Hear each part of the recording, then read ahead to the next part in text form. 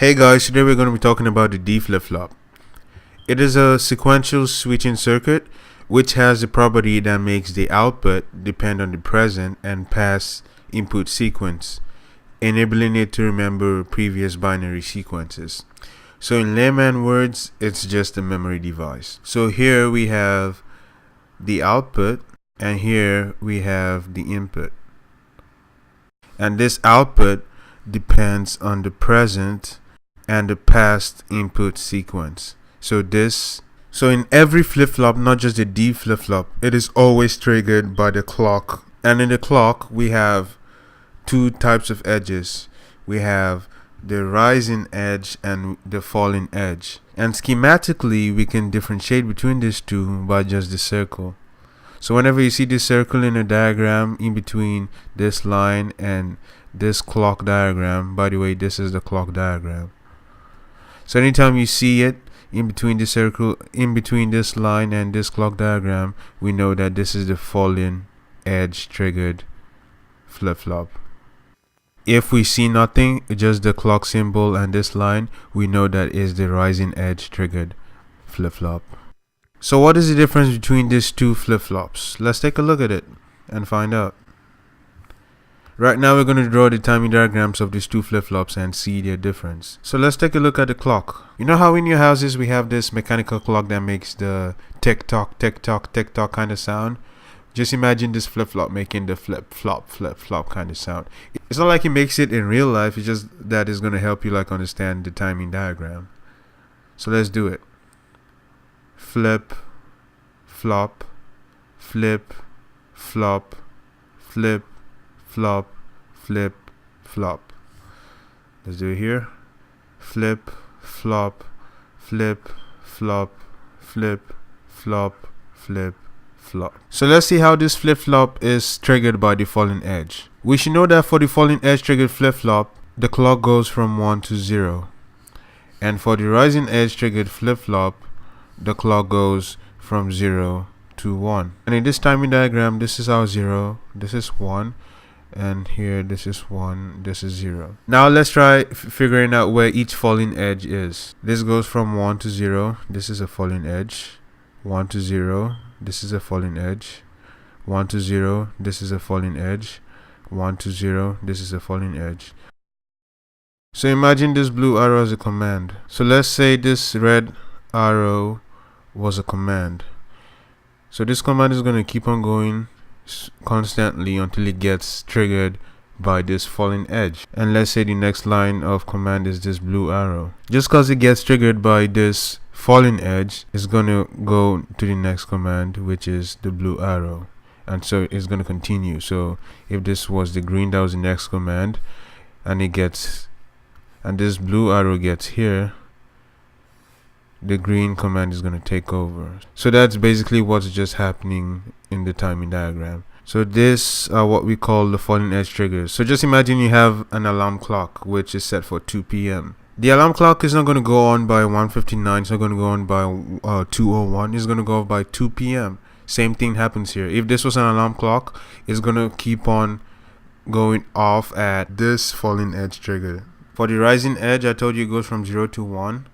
So this goes from 0 to 1, that's a rising edge. 0 to 1, rising edge. 0 to 1, rising edge. 0 to 1, rising edge. And same thing happens here. So for the D flip-flop, I want you to think about it like this. Any bit of binary information that comes in through D goes out through Q. So let's say we have this bit of binary information portrayed by this red arrow coming in through D. It's going to come out here as Q. So the D flip-flop doesn't care about the previous output. It overrides the system and the D information just comes out as Q. So let's say the next bit was this yellow arrow. This bit is going to come out as a yellow arrow. The next bit was a green arrow for D. The next bit for Q is going to be the green arrow. The next bit of D was a blue arrow. The next bit of Q is going to be the blue arrow. So let's make a table for this. We have D input. We have the present state output, and then we have the next state output. So at first, D came in as this red arrow, right? And the next state was the red arrow, right? And like I told you earlier, D doesn't care about the previous output. It just overrides the system and like makes the next state the D value. And for the previous state, which is now the present state, there was nothing. So now let's go to the next D command, which is this yellow arrow. So let's say D was the yellow arrow. Now the present state is going to be the red arrow. And the next state is not going to be this yellow arrow because D has overridden the system. Now D input is the green arrow. The present state before D overrides the system is the yellow arrow because, like I said, this is the present state. So before the green arrow goes in, the present state is the yellow arrow. And now that the green arrow comes in as D, the next state is going to be the green arrow.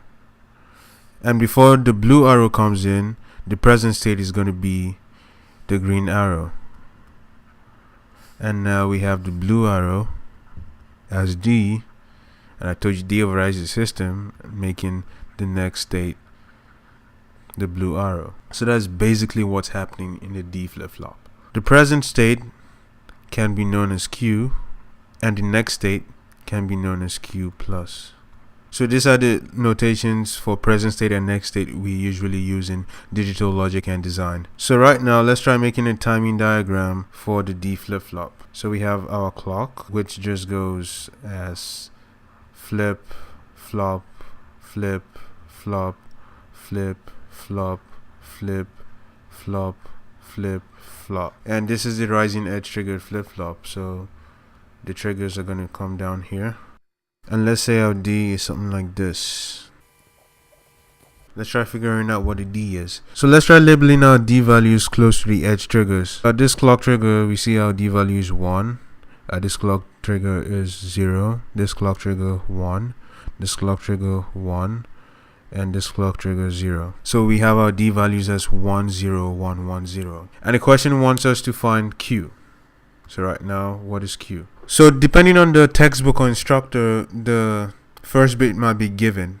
Sometimes it's not given. In this example, we're going to act like the first bit was not given. So anytime the first bit is not given, just imagine it to be 0. So why am I telling you this? Q hasn't been triggered because Q is going to start from here. It hasn't been triggered.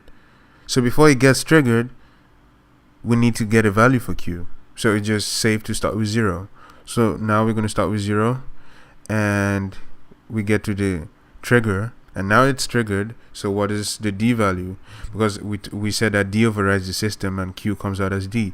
So now Q comes out as D. D was 1 at this trigger, so it's going to be 1, and then it's going to continue to the next trigger.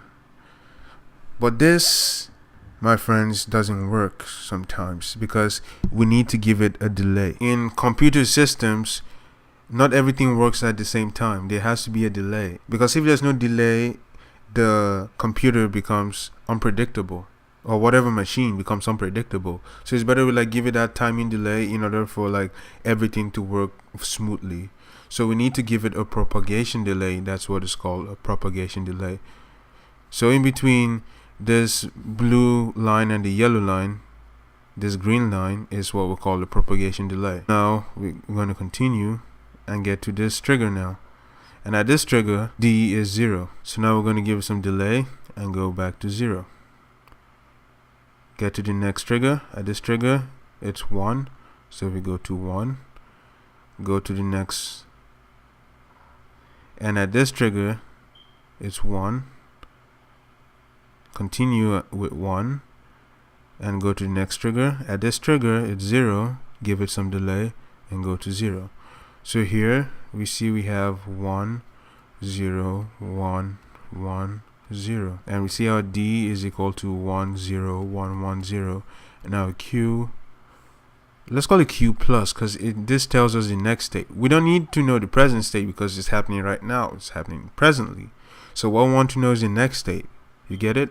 So we're going to say our Q plus is equal to 1, 0, 1, 1, 0. The textbook I'm using to teach you guys for the timing diagram, they label this as Q. But I mean, I think you and I both agree it makes more sense to just call it Q plus because it shows the next state. So now we see that D is equal to Q plus, right? So how do we prove that? because I told you that D overrides the system and Q comes out as D, so D is equal to Q plus, and we see from the timing diagram that it's the same thing. So how do we prove this? So like I said, we want to know the next state. So we have D, we have Q, which is the present state, and we have Q plus, which is the next state. But Q plus is unknown right now, and we know that between D and Q we have 4 possible combinations, which are 0, 0, 0, 1, 1, 0, 1, 1, and we want to know what Q plus is. But remember, I told you no matter what the previous value was, which is the present state, D overrides the system and the Q plus, or the next state, comes out as D. So you can see that this color codes are similar on each row. So the same thing happens. The flip-flop is overridden and Q plus comes out as D. So all we just need to do is copy D to Q plus. So this is 0, 0, 1, 1. And now let's try getting the equations out of this. So to get the min terms, we get 1 and 1 here. Those are the only ones in the output. So we have D, Q prime, because Q is equal to 0, plus, the plus signifies transition to the next row, D, D, and Q, because Q equal 1. So that's what Q plus is, or the next state of Q is. So let's try minimizing this. We have D Q prime plus Q, which is same thing as 1, and we know that D times 1 equal D. So therefore our Q plus is equal to D. And that, my friends, correlate with this. So for the D flip-flop, our next state is just the same thing as D, because D overrides the system and Q plus, or the next state, comes out as D. So that's it, guys. If you have any questions, comments, or you want me to make videos in any topic you don't understand, please let me know in the comment section below.